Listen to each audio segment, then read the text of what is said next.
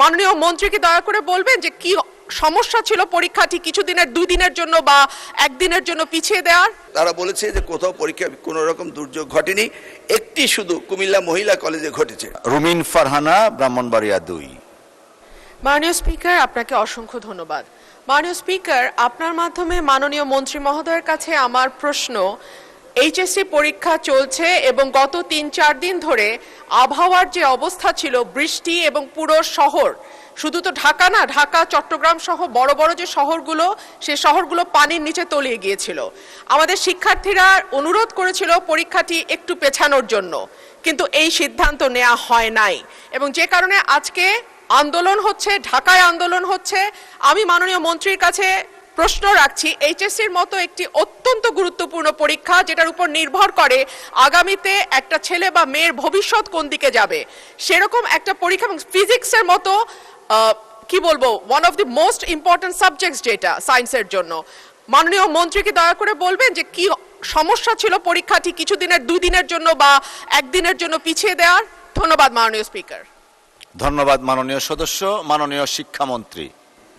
মাননীয় স্পিকার, আপনার মাধ্যমে মাননীয় সংসদ সদস্যকে অশেষ ধন্যবাদ। পরীক্ষা আমরা নিয়ে থাকি সারা বাংলাদেশে। এসএসসি পরীক্ষায় প্রায় 2700 সেন্টার রয়েছে এবং 64টি জেলায় এই 2700টি সেন্টার একত্রে পরীক্ষা শুরু হয়। ইতিমধ্যে আপনারা শুনেছেন যে চট্টগ্রামে যখন এই ফ্লাড হলো, তখন আমরা একে একে প্রথম রাঙ্গামাটি, বান্দরবন, পরে আমরা খাগড়াছড়ি এবং এরপরে আমরা চট্টগ্রাম পুরা বোর্ডের পরীক্ষা আমরা বন্ধ করে দিয়েছি।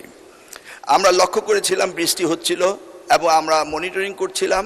সেই সাথে মনিটরিংয়ের সময় আমরা 64টি জেলার এসপি এবং 8টি বিভাগীয় কমিশনার এবং প্রত্যেকটি বোর্ডের চেয়ারম্যান, ইউনো সকলের সাথে আমরা কথা বলেছি এবং ওয়েদারম্যান আমরা ব্রডকাস্টিংয়ের জন্য তাদের সাথেও কথা বলেছি। তারা বলল যে বৃষ্টি হবে না, সেই কথাটি তারা বলেছে। বিকেল 5টা পর্যন্ত আমরা বসে থেকে সিদ্ধান্ত নিলাম যে সকলেই বলল যে ওয়েদার ভালো হবে, সেই জন্য আমরা পরীক্ষা রেখেছি। সকালে ঘুম থেকে উঠেই দেখতে পেলাম কুমিল্লা সরকারি মহিলা কলেজের মাঠ পানিতে ভরে গিয়েছে।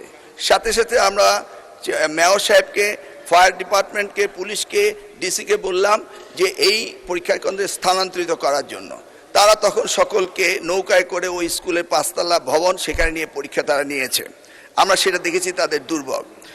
তাছাড়া বাংলাদেশে, সারা বাংলাদেশে আমরা ডিসিদের সাথে কথা বলেছি এবং ইউনিয়নদের সাথে। তারা বলেছে যে কোথাও পরীক্ষা কোনো রকম দুর্যোগ ঘটেনি, একটি শুধু কুমিল্লা মহিলা কলেজে ঘটেছে এবং সেই সাথে ফিজিক্সের প্রশ্ন 6 এবং 7 এই 2টি প্রশ্ন ভুল হয়েছে। মাননীয় স্পিকার, আমরা দায়িত্ব পেয়েছি মাত্র 4 মাস। কোশ্চেন মডারেটর, আগের কোশ্চেন মডারেটর কোশ্চেন করেছিল। আপনি জানেন যে কোশ্চেন মডারেট করতে হলে এই প্রক্রিয়াটি 2 বছর আগে থেকে শুরু করতে হয়। আমরা এসে কোনো কোশ্চেন তৈরি করতে পারিনি। বিগত গভর্নমেন্টের যে মডারেটর ছিল তারাই কোশ্চেন করেছে। তবুও আমরা তাৎক্ষণিকভাবে ঘোষণা দিয়েছি যে ফিজিক্সের 6 এবং 7 2টি কোশ্চেন ভুল হয়েছে, সেটাকে আমরা ফুল ক্রেডিট দিয়ে দেব, সেটা আমরা বলেছি। এবং পরীক্ষা যথাযথ হচ্ছে কিনা সেইভাবে সাহায্য সহযোগিতা করার জন্য আমরা সকলকে প্রস্তুত রেখেছিলাম। আজকেও আমরা সারাদিন কথা বলেছি এবং প্রত্যেকটি আমাদের সাথে যারা স্টেক হোল্ডার রয়েছেন তারা বলেছে পরীক্ষা সুন্দর হয়েছে, সুস্থ হয়েছে। একটি জায়গায় শুধু কুমিল্লা সরকারি মহাবিদ্যালয় এই ঘটনাটি ঘটেছে এবং সেখানে পরীক্ষা সুন্দর হয়েছে।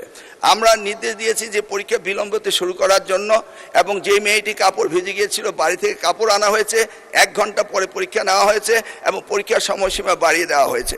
আমি মাননীয় স্পিকার আপনার মাধ্যমে জাতিকে জ্ঞাতার্থে করতে চাই যে পরীক্ষা পদ্ধতিতে আমাদের যে সিস্টেম রয়েছে সেখানে লোকাল যে গভর্নমেন্ট রয়েছেন, ডিসি হতে, ইউনো হতে, পুলিশ হতে, তারা তাৎক্ষণিকভাবে ব্যবস্থা নেবেন যে পরীক্ষা এখানে নেওয়া যাবে কি যাবে না।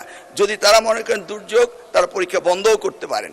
আমরা বারবার কথা বলেছেন না স্যার, আমরা ঠিক মতোই নিচ্ছি এবং আপনারা দেখতে পেয়েছেন যে বৃষ্টির পানি কোথায় কোথায় ছিল সেগুলো আমরা সকলেই লক্ষ্য করেছি। কোমলমতি সন্তানদের জন্য আমাদেরও মায়া রয়েছে মাননীয় স্পিকার, সেই জন্য আমরা সবসময় মনিটরিং করি। ধন্যবাদ আপনাকে।